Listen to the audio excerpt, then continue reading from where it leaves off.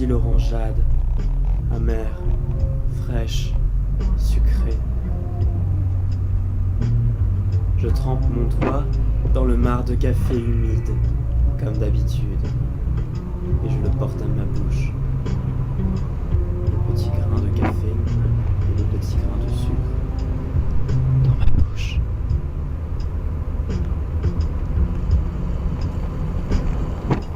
Nous aimons tout d'abord une image que nous admirons pour diverses raisons inavouables. De temps à autre, des souvenirs antérieurs viennent remonter cette image à la surface. Et il se peut que cette image soit à elle seule un nom manuscrit de témoignages d'outre-tombe. Nous aimons une image, et elle hante nos pensées nuptiales, sauvages, quotidiennes. Pourquoi obstinons-nous à garder au creux de nos souvenirs une place pour ces images ? Notre souhait serait-il de partir à la reconquête de cette image qui nous a tant plu ou déplu ? Nous aimons une image que nous voulons revivre sans cesse. En y repensant, il y a les états, les émotions et les sensations qui nous reviennent. Les revivre, c'est leur redonner vie dans les dédales de l'esprit. Nous aimons une image, mais peut-être devrait-elle plutôt ne rester qu'à un stade d'image pour le seul bien de nos souvenirs et de nos cœurs présentement présents.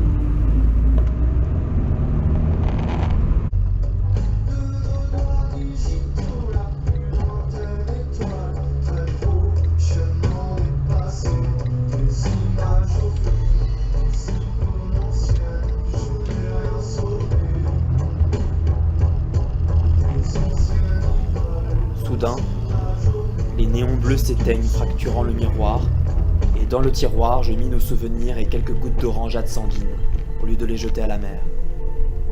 Désormais, quand les néons s'embrasent, le miroir ne me reconnaît plus.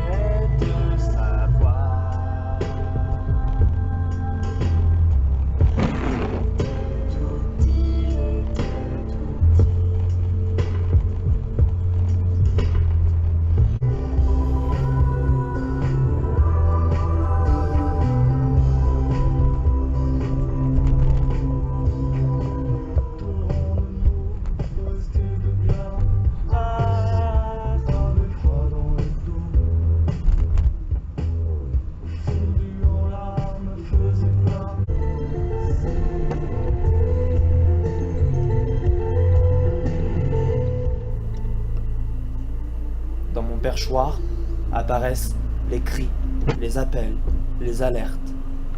Je rallume mon mégot dans le brouillard de mon fumoir. Ce soir, je visite mon miroir et dresse ce qui se présente comme un résumé de mes mémoires illusoires.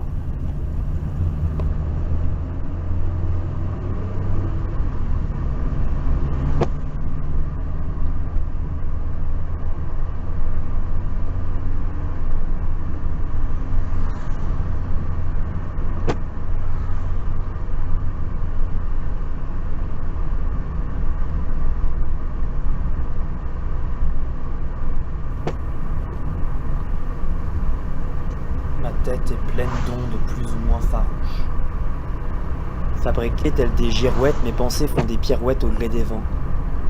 Quand ils soufflent trop fort contre mes volets, ces pensées se perdent dans un océan de contrariétés. Et dans ces contrariétés, il suffit d'un rien pour me rappeler une toute petite chose sans guère importance en apparence. Cependant, c'est cette chose-ci qui fait chavirer mon navire dans la tempête. Tantôt fort, tantôt faible, tantôt heureux, tantôt perdu, parfois dépité, souvent déprimé. Ce n'est pas écrit dans les livres, non. C'est ancré dans mon destin. C'est une façon de vivre sa vie. Il y a toujours un manque et une présence qui me suit. Rien d'étrange,